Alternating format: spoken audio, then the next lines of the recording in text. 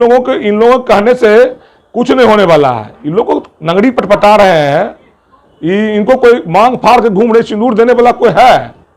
इसलिए हमको मुंह मत खुलवाइए। जिस नेता का नाम ले रहे हैं हम उनके बारे में बहुत कुछ जानते हैं। यही लोक जनशक्ति पार्टी में उनकी राजनीतिक जन्म हुई है। आप जानते हैं कि हमारे दिवंगत नेता आदरणीय रामविलास पासवान मौसम वैज्ञानिक कहे जाते थे, तो उनके ही पुत्र हैं और अनुभव तो है हमारे नेता के पास।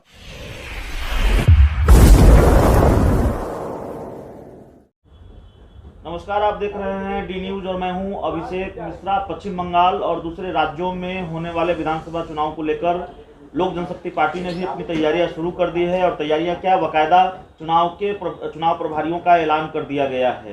तो देश बिहार के बाहर दूसरे राज्यों में होने वाले चुनाव को लेकर एलजेपी की और क्या तैयारी है, किस तरह से रणनीति को विस्तार दिया जा रहा है, धार दिया जा रहा है, उस पर बात करेंगे। हमारे साथ लोक जनशक्ति पार्टी के प्रधान महासचिव संजय पासवान जी हैं और दूसरे राजनीतिक सवालों पर भी बातचीत होगी जो बिहार से जुड़े होंगे।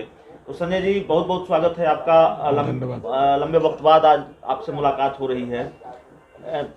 चुनाव प्रभारियों के नाम का ऐलान तो कर दिया गया है पश्चिम बंगाल और दूसरे राज्यों में होने वाले चुनाव को लेकर, और क्या कोई बैठक हुई है, क्या रणनीति बनी है दूसरे राज्यों में होने वाले चुनाव को लेकर? देखिए, राज्यवार सभी स्टेटों का दिल्ली में लगातार बैठक हमारे राष्ट्रीय अध्यक्ष आदरणीय श्री चिराग पासवान जी ने किए हैं। और पार्टी बहुत पुरानी, हमारी 20 साल की पार्टी हो गई है और कंटिन्यू दलित सेना के माध्यम से हमारा संगठन पूरे देश स्तर पर है। तो इससे पहले भी आप देखेंगे मणिपुर में हमारे मंत्री भी हैं आज के डेट में, राजस्थान में हमारे विधायक भी हुआ करते थे, हुड्डा जी। तो हमारा संगठन पूरे देश में है। हम उसी के तर्ज पर अब जो आज चुनाव होने वाला बंगाल में, केरल में और अन्य जगहों पर, आसाम में जो चुनाव होने वाला है, आदरणीय राष्ट्रीय अध्यक्ष जी ने प्रभारी नियुक्त किया। बजाबता जो स्टार प्रचारक होता है उसकी भी सूची निकल गई है। तो हम लोग मुस्तैदी से चुनाव लड़ने की तैयारी में हैं और हमारे नेता खुद ही मॉनिटरिंग कर रहे हैं इसकी। इसलिए हम चुनाव के मैदान में जाएंगे और लड़ेंगे चुनाव गंभीरता से। आपकी पार्टी के सुप्रीमो चिराग पासवान जी का एक बयान बड़ा सुर्खियों में रहा, बिहार की सियासत में उसकी खूब चर्चा रही। उन्होंने कहा कि हमारी पार्टी के नेताओं को गठबंधन की चिंता करने की जरूरत नहीं है, हमें गठबंधन की चिंता की जरूरत नहीं है। जो लोग हमारी वजह से चुनाव हारते हैं वो हमारे साथ गठबंधन करने के लिए आएंगे। तो क्या रणनीति ये है कि बिहार में होने वाला कोई उपचुनाव हो, या जैसे आप दावा करते रहे कि मध्यावधि चुनाव होगा, वो चुनाव हो, या बिहार के बाहर दूसरे राज्यों में होने वाले चुनाव हो, आप खेल बिगाड़ने के लिए खेलेंगे बिहार में भी, बिहार के बाहर भी, और मजबूर करेंगे दूसरे राजनीतिक दलों को अपने साथ गठबंधन के लिए? क्या यही रणनीति है जो रणनीति 2020 के विधानसभा चुनाव में एलजेपी ने अपनाई? देखिए, हम किसी का खेल नहीं बिगाड़ते हैं। हमारी पार्टी है, बड़ी पार्टी है। हम पूरा एनर्जी अपने पार्टी को बनाने पर, उसको मजबूत करने पर, संगठन को धारदार बनाने, बूथ स्तर पर ले जाने के लिए काम करते हैं। जहाँ तक रहा सवाल चुनाव का, तो चुनाव के मैदान में हमारे नेता गए, बड़ी दुस्साहस के साथ गए और हिम्मत के साथ। परिस्थितियाँ आपके सामने थी। कोई आदमी हमको ये समझे, हल्का लेने का कोशिश करे हमारे नेता को, हमारे दल का, तो हमें वो क्षमता है कि अपना प्रदर्शन करके दूसरों को बताने का। इसलिए हम किसी को खेल बिगाड़ने में नहीं, अपना हम खुद को बनाने में समय और एनर्जी लगाते हैं।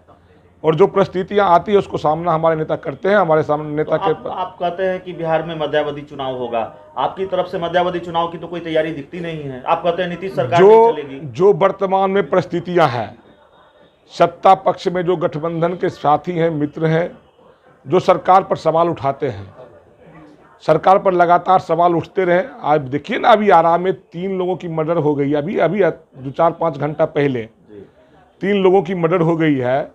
तो लॉ एंड ऑर्डर तो बिल्कुल समाप्त है। तो इसमें कहने में कोई नहीं है कि सत्ता पक्ष के लोग जो गठबंधन के साथी वो भी सरकार पर उंगलियां उठा रहे हैं। और जो जिस तरीके से चुनाव जो हो रहे हैं, कभी मांझी जी देखिए सरकार को आंख दिखाते हैं, कभी सहनी जी आंख दिखाते हैं। तो कैसे इनकार निकल? आप देखिए, चुनाव आने दीजिए, देखिए चुनाव होने दीजिए ना राज्यों का। परिस्थितियां बदलेगी।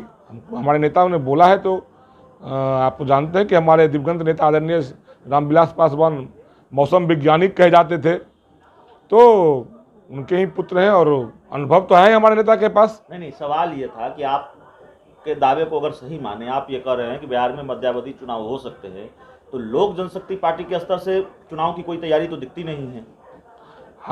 मेरी पार्टी हर वक्त चुनाव के मूड में ही रहती है, हम उसी की तैयारी में लगे रहते हैं।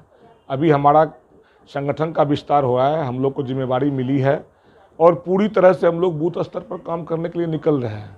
हम लोग चुनाव की तैयारी में, जब परिस्थिति आएगी हम लोग सामना करेंगे। दिक्कत यह है कि लोक जनशक्ति पार्टी में बड़ी बड़ी सहमारियाँ हुई हैं इस बार, हालांकि आपने उसको खारिज किया है। बीजेपी पहले एमएलसी नूतन सिंह को अपने पाले में लाती है, आप कहते हैं कि निजी रिश्ते भी कुछ होते हैं, उनके पति बीजेपी में हैं, और उसके बाद बीजेपी आपके 200 जैसा कि दावा है 200 नेताओं को अपने पाले में लाती है बेतिया में, और केशव सिंह आपकी पार्टी से निकाले गए नेता जो अब जेडीयू में हैं, वो ये कहते हैं कि ये स्क्रिप्ट भी हम ही ने लिखी थी। अगर बीजेपी में एलजेपी के 200 नेता गए हैं तो ये स्क्रिप्ट, इसकी पृष्ठभूमि भी मैंने ही तैयार की थी, इसका सूत्रधार भी मैं ही हूँ। तो बड़ा आपकी पार्टी से गए हुए नेता केशव सिंह इतना पीछे क्यों पड़े हैं? इस तरह की सेंधमारी क्यों कर रहे हैं या करवा रहे हैं? देखिए, हमको मुंह मत खुलवाइए। जिस नेता का नाम ले रहे हैं हम उनके बारे में बहुत कुछ जानते हैं। यही लोक जनशक्ति पार्टी में उनकी राजनीतिक जन्म हुई है। हम उनकी चर्चा नहीं करेंगे और झूठ मूठ का आप लोग उनको चैनल में चला के बहुत बड़ा नेता मान रहे हैं, हम नहीं मानते हैं। जहाँ तक नूतन जी का सवाल रहा, नूतन जी गई हैं, उनके पति बिहार सरकार में मंत्री हैं। नूतन जी को लेकर सवाल नहीं है, सवाल है कि 200 से ज़्यादा लोग चले गए। आपको मैंने रिकॉर्डिंग भी भेजा था अभिषेक जी, मैंने रिकॉर्डिंग भेजा था। लोगों ने जो कहा कि हम ज्वाइन नहीं किए, मेरी सूची में नाम है, हमने रिकॉर्डिंग भी आपको दिया था, मैं शेयर किया था। जिस दिन पार्टी में ये लोग कर रहे थे, मिलन समारोह कर रहे थे, उसके बाद से अतुल सिंह जैसे लोगों ने रिकॉर्डिंग दिया था, हमने शेयर भी किया, ग्रुप में भी डाला है। तो सारे लोग फर्जी हैं। एक आखिरी सवाल है हमारा, और सवाल कुछ ऑडियो जारी किया गया है केशव सिंह जी की तरफ से, किसी चैनल पर मैं देख रहा था, हमारे पास कौन लोग पूछ रहे हैं और कौन लोग जवाब दे रहे हैं? ये लोग वही लोग हैं जो पार्टी को बदनाम कर रहे थे। शुरू से पार्टी को यही लोग बदनाम करने वाले थे। लगातार यहाँ पर बैठ के हमारा उम्र 40 साल हुआ, तो 25 साल से लोक जनशक्ति पार्टी में हम हैं। हम सबका इतिहास भूगोल जानते हैं। इसलिए इन लोगों के कहने से कुछ नहीं होने वाला है। इन लोगों को नंगड़ी पटपटा रहे हैं, इनको कोई मांग फाड़ के घूम रहे, सिंदूर देने वाला कोई है? इसलिए मुंह मत खुलवाइए, बोलने दीजिए, जो बोलता है बोलने दीजिए। आपका मुंह खुलेगा तो क्या होगा? मेरा मुंह क्या खुलेगा? हम तो सब कुछ जानते हैं। इतना अमर्यादित भाषा का प्रयोग करते हैं जिन नेता का नाम ले रहे हैं। हम तो नाम लेने से भी परहेज करते हैं। हमारे दल से गए हैं, जदयू में ही गए हैं, आदरणीय संजय जी गए हैं, प्रवक्ता हैं पार्टी के, बलियाबी साहब गए हैं। कभी आपने सुना है? नरेंद्र बाबू ऐसे लोग गए हैं। कभी आपने सुना है कि हमारे नेता पर कभी उंगली उठाया? ये लोग मतलब कौन खेत के मूली हैं? देखेंगे राज्यसभा लोकसभा चले जाते हैं जहां गए हैं। ये पार्टी तो सम्मान दिया, चुनाव भी लड़ाया था, भूल गए, नमक हरामी करने लगे। तो उनको ज़्यादा आप लोग तुल मत बताइए, करवाइए। उनकी तरफ से ये आरोप सामने आया कि भाई चिराग पासवान पैसे लेकर टिकट बांटते हैं। आपकी पार्टी की तरफ से प्रतिक्रिया सामने आई कि भाई उनसे पूछिए ना कि चुनाव लड़े थे लोक जनशक्ति पार्टी से, कितना पैसा दिए थे? मांझी सीट से चुनाव लड़े थे। मांझी सीट चुनाव लड़े थे। देखेंगे इनको। हम चैलेंज करते हैं कि लोकसभा राज्यसभा जदयू चले जाएंगे। चैलेंज करते, राजनीतिक संन्यास ले लेंगे उस दिन। हम आज बता रहे हैं आपको। चलिए, लोक जनशक्ति पार्टी के प्रदेश प्रधान महासचिव संजय पासवान जी थे, बहुत आक्रामक हैं। जो आरोप लगे हैं केशव सिंह की तरफ से, और पार्टी की जो रणनीति है आने वाले दिनों में, उस पर भी चर्चा हुई। तो इस इंटरव्यू में इतना ही। अगर इंटरव्यू पसंद आए, संजय पासवान जी की बात पसंद आए, खूब शेयर करें। बहुत बहुत धन्यवाद।